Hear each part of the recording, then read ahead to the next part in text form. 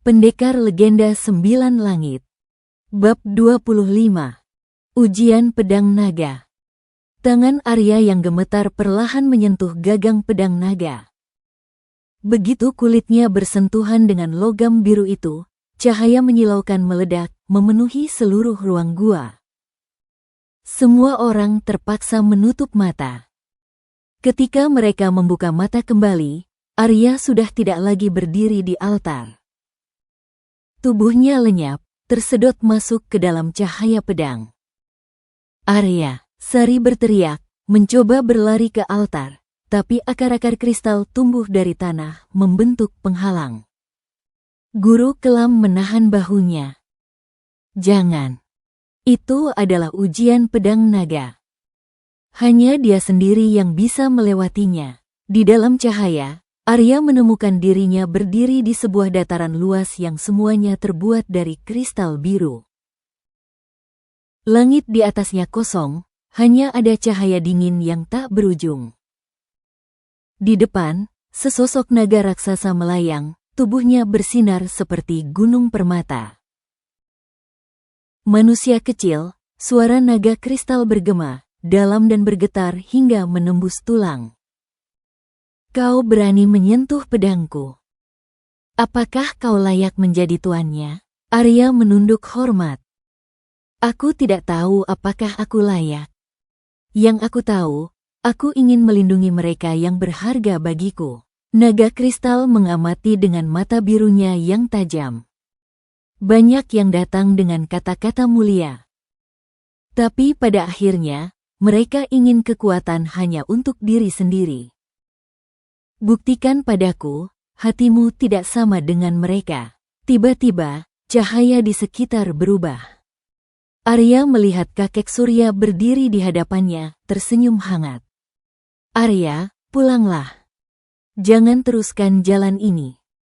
Tinggallah di desa, kita hidup bahagia bersama. Arya tertegun. Kakek, namun segera muncul Sari, wajahnya penuh air mata. Arya, jangan tinggalkan aku. Kalau kau terus maju, kau akan mati. Tetaplah di sisiku. Lalu muncul sosok lain, bayangan dirinya sendiri, dengan aura hitam pekat. Lihat, Arya. Kau bisa memiliki semua kekuatan ini. Kau bisa jadi penguasa, semua orang tunduk padamu. Kenapa harus berkorban untuk orang lain? Arya memegangi kepalanya, hatinya diguncang. Semua keinginan, semua ketakutan, semua keraguan bercampur jadi satu. Suara naga kristal kembali bergema.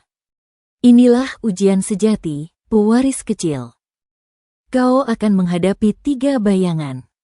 Keinginan, ketakutan, dan dirimu sendiri. Hanya dengan menaklukkannya, kau bisa memegang pedangku. Arya menggertakkan gigi. Ia menatap kakek Surya palsu dengan mata berkaca-kaca. Kakek, aku mencintaimu, tapi aku tahu ini hanya ilusi. Aku harus maju. Sosok itu pun lenyap. Ia beralih pada Sari palsu. Hatinya bergetar, ingin sekali meraih dan memeluknya. Namun ia menghela napas panjang. Aku tahu Sari yang asli tidak akan memintaku berhenti. Ia selalu mendukungku. Kau hanya bayangan dari ketakutanku. Sosok itu pun hancur menjadi cahaya. Tersisa bayangan dirinya sendiri. Wajahnya sama persis, tapi matanya hitam, penuh ambisi. Kau ingin menolak aku? Aku adalah dirimu yang sebenarnya. Kau ingin kekuatan. Kau ingin dihormati, kau ingin membalas dendam pada mereka yang meremehkanmu. Akui saja, Arya. Arya menutup mata, lalu perlahan tersenyum. Ya, aku punya ambisi. Aku punya amarah. Aku manusia, tidak sempurna. Tapi aku tidak akan membiarkan itu mengendalikan jalanku. Aku akan memilih sendiri apa yang ingin kulindungi. Bayangan itu meraung marah, lalu pecah menjadi kepingan cahaya yang lenyap ke udara. Cahaya biru kembali memenuhi ruangan kristal itu. Naga kristal menundukkan kepalanya. Kau berhasil. Kau menghadapi dirimu sendiri tanpa lari. Maka mulai saat ini, kau adalah pemilik sah pedang naga. Di dunia nyata, cahaya altar meredup.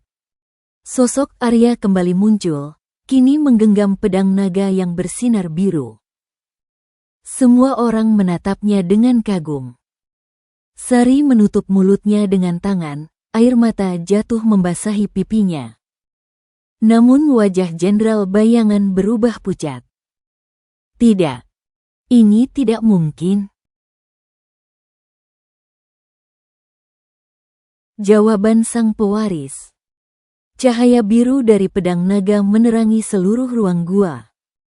Arya berdiri dengan tubuh penuh luka, tapi matanya menyala mantap. Pedang itu bergetar pelan, seolah bernyanyi dalam genggamannya. Dia benar-benar berhasil melewati ujian pedang naga, bisik guru kelam dengan suara penuh keharuan. Sari menatap Arya sambil menangis bahagia. Arya, namun Jenderal Bayangan meraung marah. Tidak. Aku tidak akan mengizinkan anak ingusan menjadi pewaris pedang naga. Pedang itu seharusnya menjadi milik Pangeran Kelam. Aura hitamnya meledak, menyelimuti tubuhnya hingga tampak seperti raksasa bayangan. Pedang hitamnya menyatu dengan kabut pekat, berubah menjadi bilah gelap yang panjangnya puluhan meter. Arya menggenggam pedang naga lebih erat. Energi biru dingin mengalir ke seluruh tubuhnya, menyembuhkan sebagian luka dan memberi kekuatan baru. Ia bisa merasakan getaran naga kuno yang bersemayam di dalam pedang, mengajarkan jurus dasar pewaris. Pedang ini bukan milik siapapun yang serakah, ucap Arya lantang. Pedang ini memilih untuk melindungi kehidupan, bukan menghancurkannya. Jenderal Bayangan mengangkat pedang hitam raksasanya. Kalau begitu, mari kita lihat siapa yang benar-benar layak. Dar. Dua pedang bertabrakan, biru melawan hitam. Guncangan luar biasa membuat kristal-kristal runtuh dari langit-langit, bergemuruh seperti gempa bumi. Benturan pertama membuat Arya terdorong beberapa langkah, tapi pedang naga memancarkan cahaya yang menahan kegelapan. Benturan kedua mengguncang dada semua orang yang menyaksikan, sampai Bayu dan Raga hampir pingsan karena tekanan aura. Arya menggertakkan gigi. Aku tidak bisa kalah. Kalau aku kalah, semua orang akan hancur. Cahaya pedang naga semakin terang. Dari bilahnya muncul naga biru raksasa, mengom menembus seluruh gua. Bayangan hitam Jenderal Bayangan pun berubah semakin pekat, menampilkan sosok iblis besar yang menatap dengan mata merah menyala. Pertarungan ini bukan lagi antara kita, kata Arya dengan suara yang dipenuhi gema naga. Ini adalah pertarungan antara cahaya dan kegelapan. Mereka berdua berlari saling menyerang. Pedang naga menebas dengan kilatan biru, pedang bayangan membalas dengan gelombang hitam. Setiap benturan memekakkan telinga, membuat gua hampir runtuh. Arya menahan serangan demi serangan, tubuhnya gemetar, tapi tekadnya tidak goyah. Ia mengingat wajah kakek Surya, Sari, Raga, semua yang ia sayangi. Itulah bahan bakar hatinya. Jangan pernah kau lupakan, gumamnya pelan, bahwa hati yang melindungi lebih kuat daripada ambisi yang menghancurkan.